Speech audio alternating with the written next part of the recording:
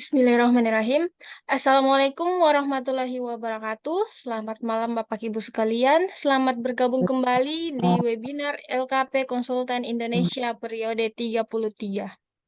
Pada malam hari ini kita memasuki materi ke-6 di periode kali ini, yaitu dengan topik KSO Pekerjaan Konstruksi. Di sini nantinya kita akan mendengarkan pemaparan materi langsung dari Bapak narasumber kita, yaitu Bapak Kurniawan Ilyas, selaku Kabag Hukum Setda Kota Kendari. Baik Bapak Ibu sekalian, langsung saja kita dengarkan pemaparan materi dari Bapak Kurniawan Ilyas. Dipersilahkan Pak.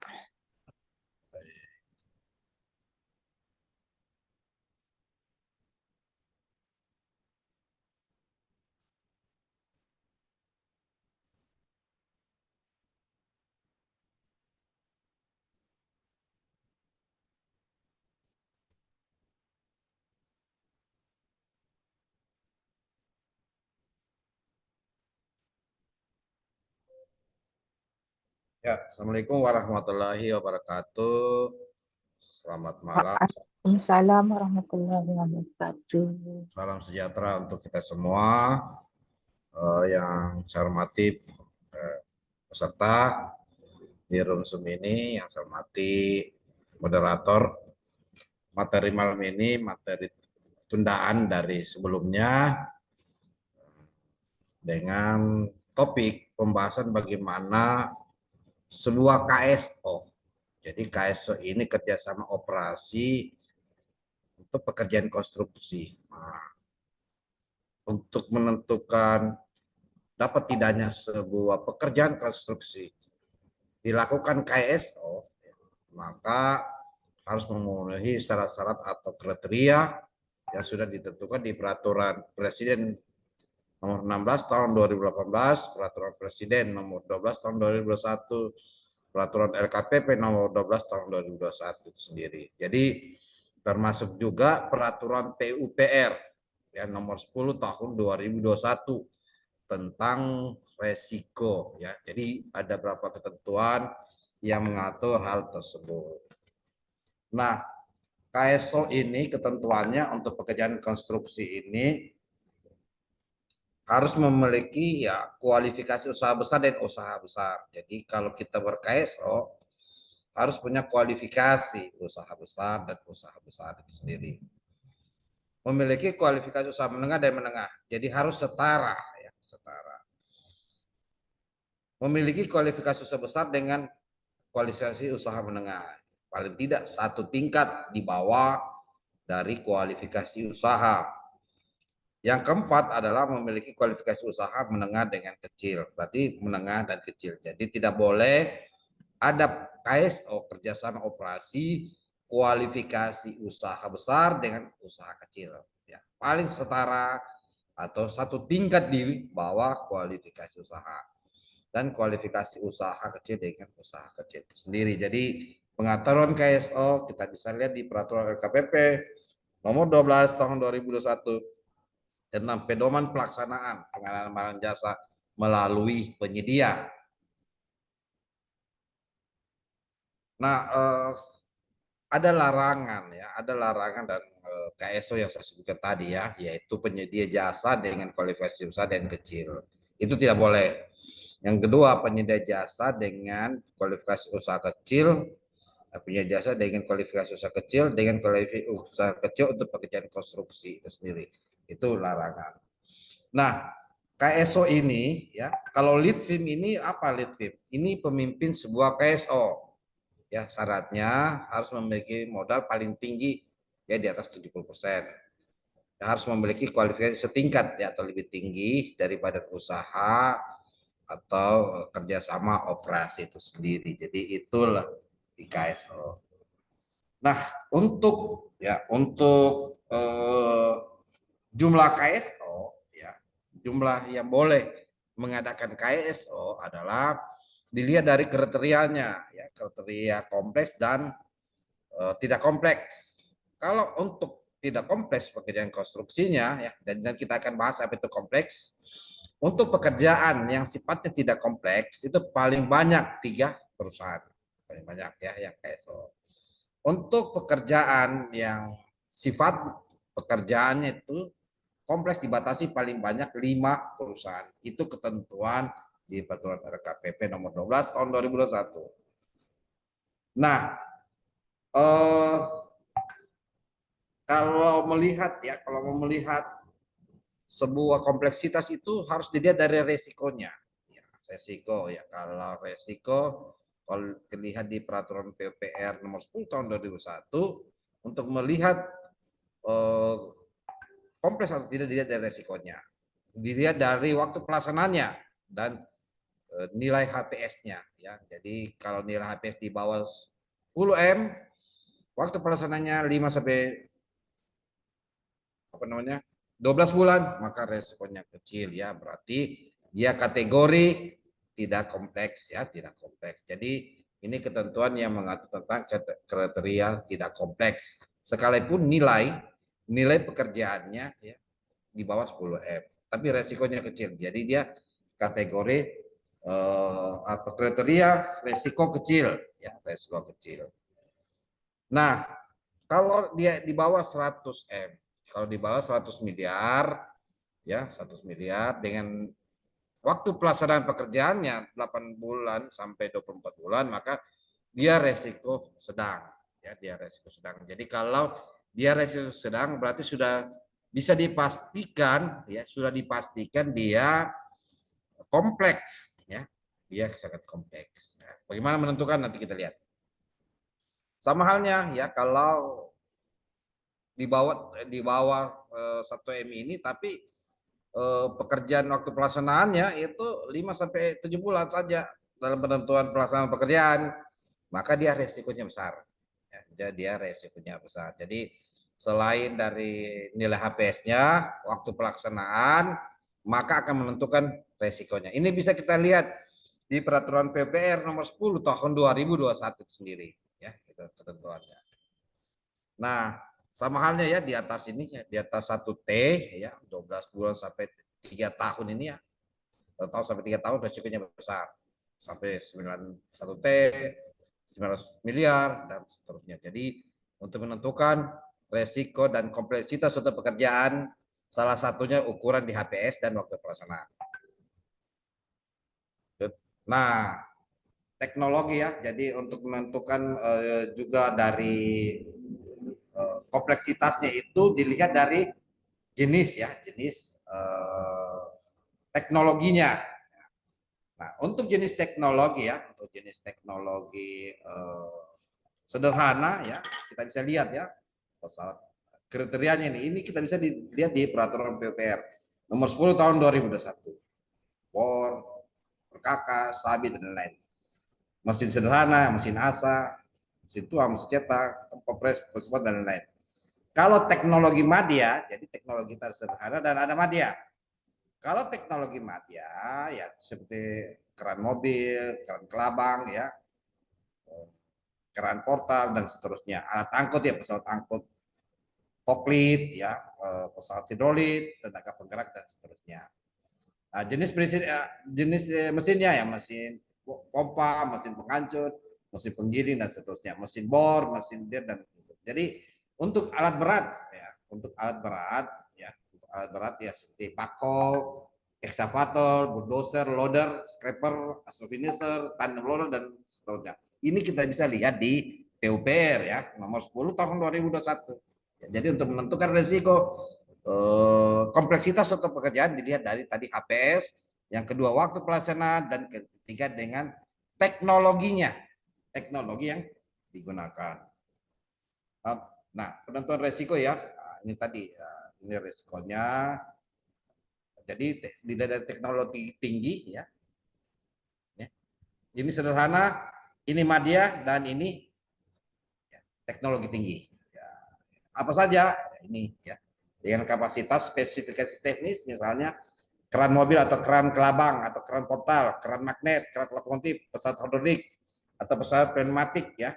Dengan kapasitas tonasenya atau berat dari perangkat angkat ini di atas 25 ton atau sampai di bawah 10 ton sendiri ya. Jadi Ini kriteria yang ada di peraturan PUPR. Jadi bisa disimak saja. Kalau dia resikonya sedang sampai resiko besar, maka dia kategori kompleks. Kalau resikonya kecil, ya maka dia kategori tidak kompleks atau sederhana itu sendiri. Ya, dilihat dari peralatannya atau teknologinya juga. Ya, teknologi sedang, teknologi sederhana, madya, dan teknologi tinggi. Jadi untuk resiko kompleks, untuk pekerjaan kompleks itu teknologi madya dan teknologi tinggi itu sendiri. Kalau untuk tidak kompleks adalah teknologi sederhana.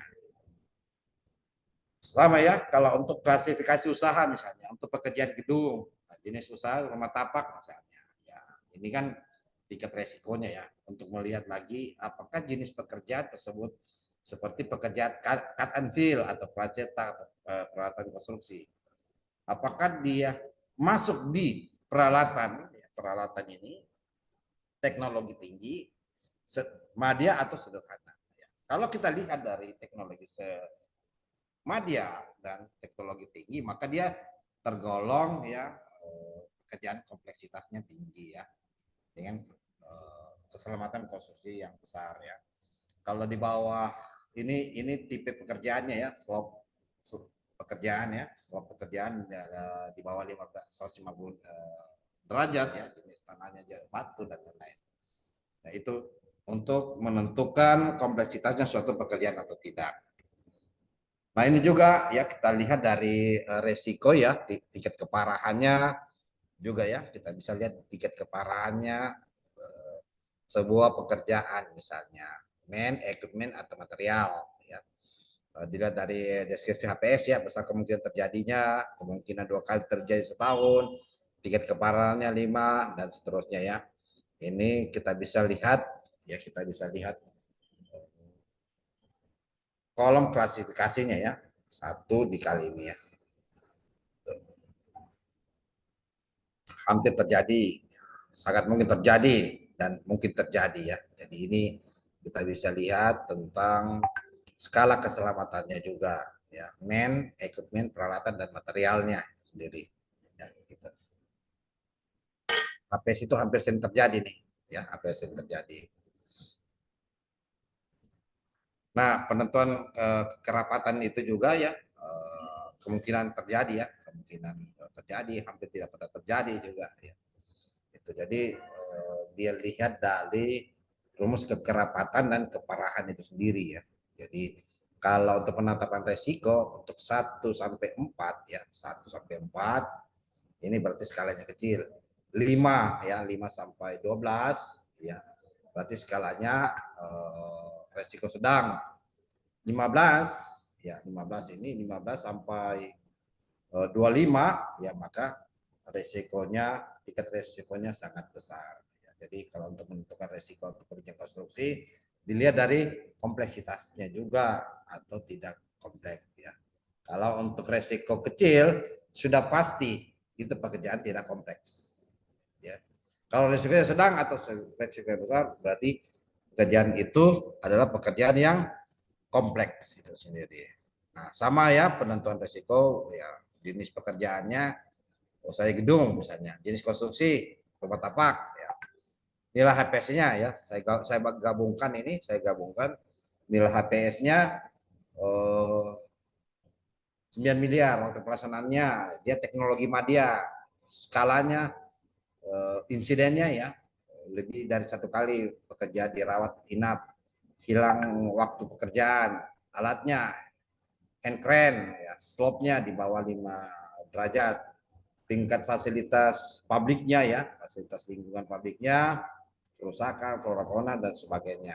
Maka kalau ini personel manajerialnya harus dia tingkat resiko sedang, ahli keselamatan konstruksi mudah, ya paling sedikit 3 tahun. Jadi dengan rumus ya, dengan rumus rata-rata ya tentu 8,71 ya. Jadi kita bisa lihat tingkat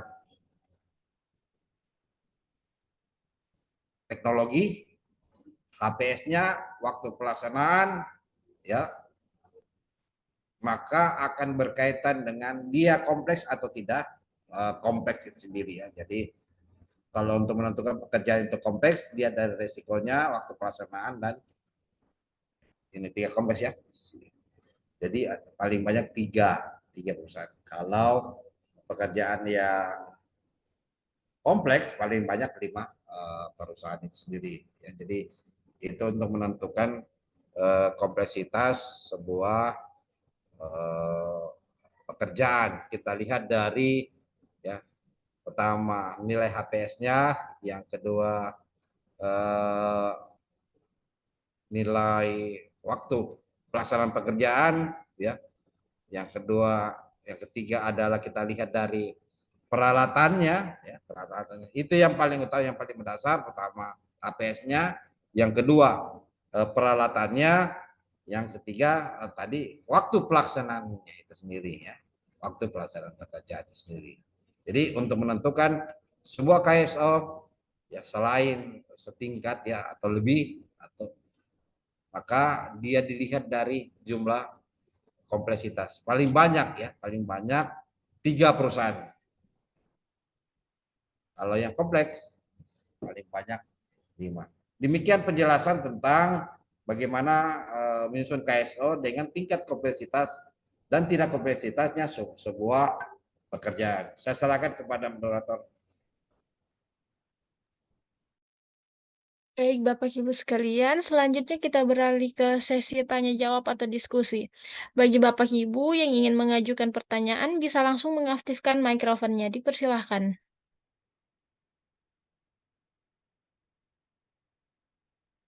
Sekali lagi, bagi Bapak Ibu yang ingin mengajukan pertanyaan, dipersilahkan.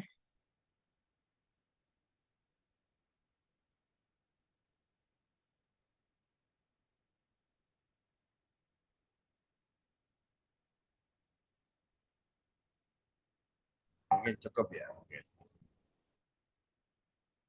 Ya, Pak, sebelum kita akhiri, mungkin ada close statement, Pak?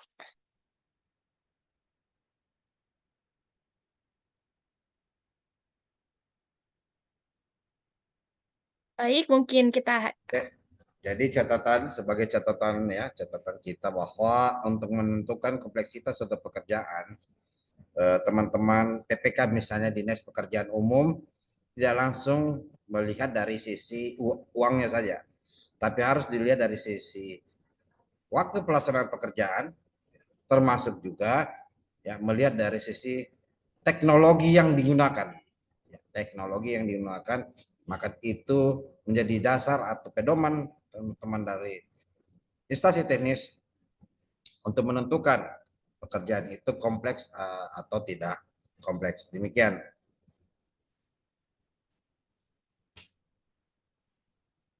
Baik, hadirin sekalian. Demikianlah rangkaian webinar pada malam hari ini. Saya ucapkan terima kasih kepada narasumber atas kesediaan waktunya. Saya juga ucapkan terima kasih kepada Bapak Ibu yang sudah menyempatkan hadir di webinar pada malam hari ini. Semoga ilmu yang didapatkan bisa bermanfaat untuk Bapak Ibu sekalian. Pada akhir kata, saya selaku moderator pamit undur diri. Mohon maaf apabila masih banyak kesalahan dan kekurangan di webinar pada malam hari ini. Wassalamualaikum warahmatullahi wabarakatuh.